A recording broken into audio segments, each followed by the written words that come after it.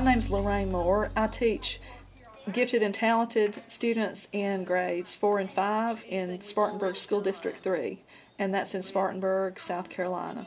My project, Solar Science, Solar Society, is geared to helping 4th and 5th graders learn about solar energy as scientists by doing controlled experiments. On both, we started with 61 degrees, and without the solar panels, we got 72. And when we started with, we got 81.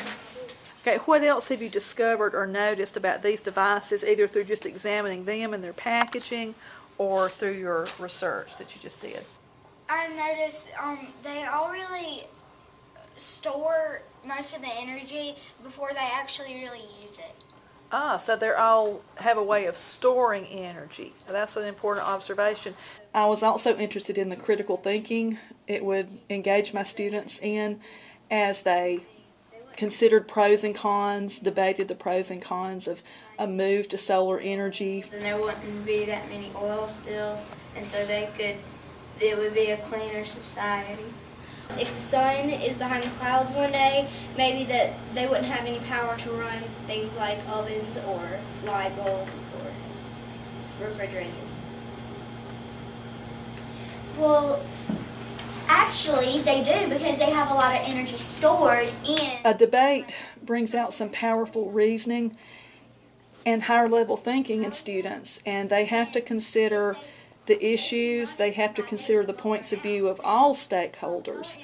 My stakeholders group was the electric companies, and since the electric companies were made to produce electricity for other homes, they would have to close down and lose most of the jobs for other people.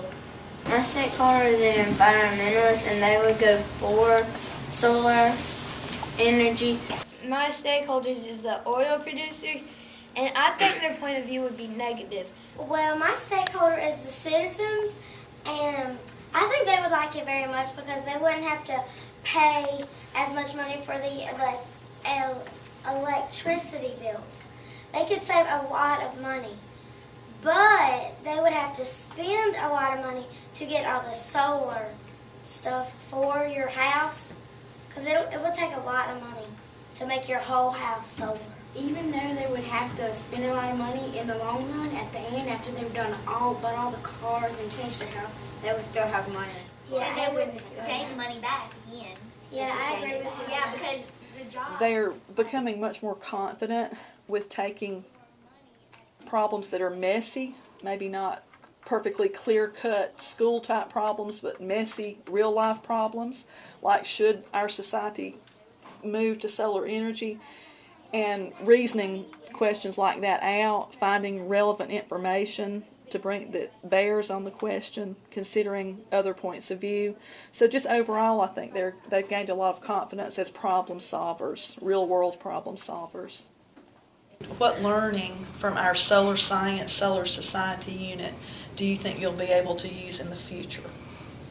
Well, I'm interested in politics, and when I grow up, I would like to know about solar energy just in case the world, wants to try to make more houses go green.